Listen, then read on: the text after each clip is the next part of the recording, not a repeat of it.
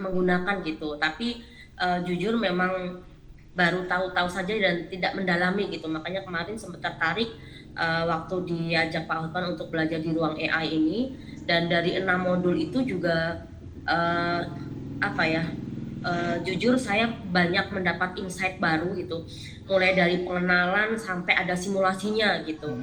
Nah, cuman selama ini ya ini sih Pak kelemahan saya ya, sukanya tuh senang belajar saja tapi nggak pernah praktek gitu. Nah, di bagian simulasi itu saya coba praktek gitu, cuman kalau untuk saya sendiri jadi kurang menarik prakteknya karena yang disimulasikan itu kan ini ya, membuat PO3. CV gitu. Terus itu kayaknya sudahlah, saya udah kerja di sini aja udahlah gitu, nggak mau nyari-nyari yang lain lagi gitu, udah berumur gitu ya. Jadi kurang kurang tertantang untuk mencoba gitu. Tapi waktu belajar tentang prompting itu memang selama ini saya masih bingung bagaimana sih cara membuat prompt yang bagus, yang baik itu sebenarnya seperti apa gitu. Nah, ternyata dari simulasi-simulasi itu banyak hal baru yang saya dapat. Tadi sempat saya praktekkan juga sebelum masuk ke ruang Jimit ini, sempat saya praktekkan. Oh, bahkan menanyakan cara membuat prompt ini bagaimana sih, itu pun bisa gitu. Terus akhirnya dibuatkan prompt, dicoba lagi gitu. Ya, inilah bagi saya banyak insight baru yang saya dapat. Nah, kemudian yang menarik bagi saya sebenarnya ada dua Pak Hotman, untuk yang reward itu loh Pak. Reward itu sebenarnya tertarik dua tuh. Kebetulan saya senang menulis, pengen mencoba yang ini AI for storyteller ya. Itu kan juga karena saya akademisi, pengennya juga bisa menulis penelitian gitu, ada pengen ke situ juga gitu. Jadi ternyata nggak bisa ya.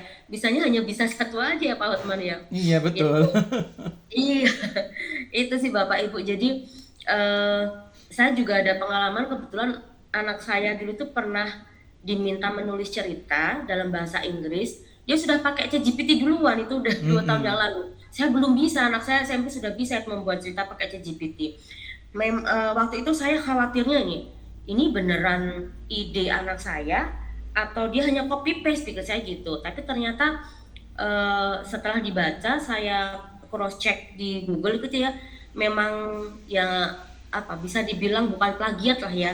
Jadi benar-benar murni imajinasi anak-anak gitu. Kemudian dibantu menyusun, kemudian diedit lagi gitu. Nah, itu juga menjadi trigger saya untuk belajar AI ini lebih lagi lah ya. Masa anaknya sudah bisa segitu, ibunya belum bisa gitu.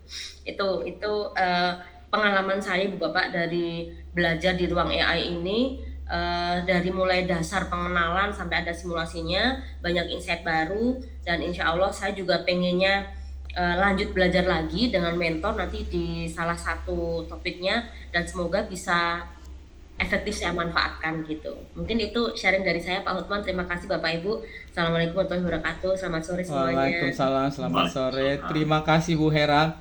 Nah, untuk nanti kalau misalnya kita rajin memantau Instagramnya Ruang AI, di situ nanti dijelasin semua Bapak Ibu. Kira-kira mentor ini berbagi apa jam, tapi biasanya dia jam 2 seperti itu, jam 4 setiap hari seperti itu. Jadi mereka untuk di sesi malam itu ya jarang Bapak Ibu. Makanya untuk sesi yang bebas ini mereka buat kita komentar yang untuk mendahului seperti itu. Jadi kalau kami kemarin itu kalau nggak jam 10 pagi ya jam 2 gitu. Pilihannya jam 10, jam 2 gitu, seperti itu. Nah, kalau nanti Bapak Ibu ada waktu seperti kemarin tuh saya pingin tuh ikut dengan mentor ini tentang seperti ini, sekali buat tapi nanti tuh berkali-kali bisa dipakai seperti itu. Jadi seperti iklan atau misalnya seperti web untuk jualan seperti itu, dia cuma sekali buat aja tapi bisa dipakai berulang-ulang seperti itu kan. Kita tertantang sih seperti itu untuk membuat itu gitu. Nah, makanya sekarang itu untuk yang di 33 video ini sekarang diserahkan ke komentar karena ini adalah basic. Cuman memastikan bahwasannya Bapak Ibu sudah menonton sampai 100%, kemudian ikut sesi komentar ya udah lulus. Nah, baru habis itu nanti ada kekhususan atau nanti hal-hal yang mau dikembangkan nanti dengan mentor-mentor yang buat sesi live seperti itu baru kita bisa ikuti. Jadi kalau kita lihat nanti di aplikasi kita itu pasti syaratnya sudah lulus, sudah dapat sertifikat dulu. Nah, gitu. Kan nanti Bapak Ibu kan bisa lihat di situ kan, kalau udah lulus 100, sebenarnya kalau udah lulus 100 udah bisa juga.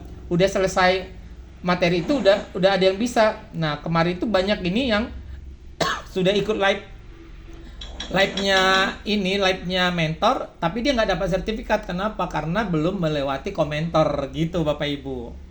Jadi ada yang udah ikut 3 kali live itu dengan mentornya. Tapi kok saya belum dapat sertifikat, ya gimana nih gitu. Oh, itu dapat sertifikat itu harus komentar yang ikut live. Artinya hanya mengulik bagaimana kisah Bapak Ibu penonton yang 33 itu. Seperti itu sih tugas dari komentar. Jadi komentar ini masih tahap awal supaya artinya kita itu kayak seperti di training untuk belajar ngomong sih sebenarnya. Jadi karena kan kita baru direkrut nih kan, pasti mereka belum percaya segitu kan, 100% sama kita. Nah, supaya ada jam terbangnya, supaya ngomong-ngomong aja dulu di sesi komentar ini tentang nanya-nanya bagaimana video yang 33 itu. Seperti itu sih kira-kira Bapak Ibu. Oke, Bapak Ibu, Bu Ira kira-kira mau berbagi atau Pak Panji, Bu Rahma